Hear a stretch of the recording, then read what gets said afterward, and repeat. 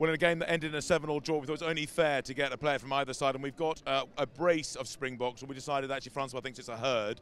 First things first, you know November's now over. It's technically the 2nd of December, so you can shave that thing off if you so wish. Yes, I've got some pressure at home on that, but you know, there's nothing wrong with living the dream for a few more days. Okay, you live that dream. Now, what are we calling that colour, by the way? Desert. Desert. I like Desert it. Storm. Autumnal. Hope a storm blows it off. Autumnal is what I would go for. But look, we're talking about moustaches because perhaps that wasn't the greatest game of rugby for the casual observer, Faf, but you put in a hell of a defensive shift. So do you think you deserved a bit more from that game in the end?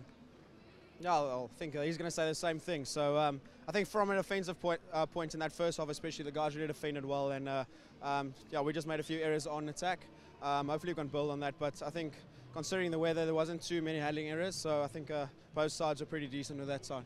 I'm quite keen to know, just from a punter's point of view, you play in a game that's 0-0 at half-time, and 0-0 for a while after as well. Do you go in at half-time, and do you have a joke about it and say, God, that was awful, or are you kind of all still in the zone?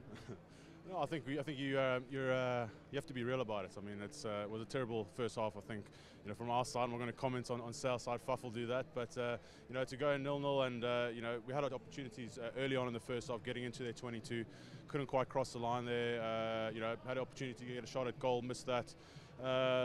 Just obviously not good enough from our side. You know, it was a big chat at half time to sort of up the game a bit. You know, get a little bit tighter, get on the front foot and try and run through them rather than trying to get around them the whole time. But you know, we didn't really execute that tonight.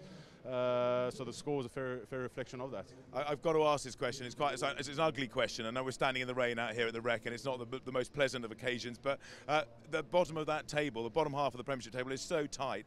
Is the spectre, the shadow of relegation, coming into your thoughts? Is it something that lives with you day in, day out? Both of you, actually. Yeah, well, I think if we won tonight, we'd have been 6th. So it's a difficult log this year, and I think all the teams know it. I think hopefully towards the end of the competition, teams will pull away, but it's definitely always in the back of your head. But we're just focusing on the weeks coming and the next week and the next week. So hopefully we can just get a few wins and pull away from the guys. But it's always there in the back of your mind. From the brass point of view, the same, Francois? Yeah, look, I think relegation's a result of consistent bad performances. So I think the only thing that you can really do is focus on your performances and the next performance that's coming up. And you know, if you keep you know, doing badly, you're going to be stuck and fight it out the bottom of the table. So you know, we haven't made it easy for ourselves. I'm not sure where we sit right now, but you know, we need to get the show back on the road and you know, get a victory and start climbing that table. Well, look, you two haven't spent enough time with each other, so we'll let you go off and you know, catch up and all that kind of stuff. But thanks very much for joining us, guys. Cheers, well played today. Well played. Cheers. Nice. Thank you. Well played.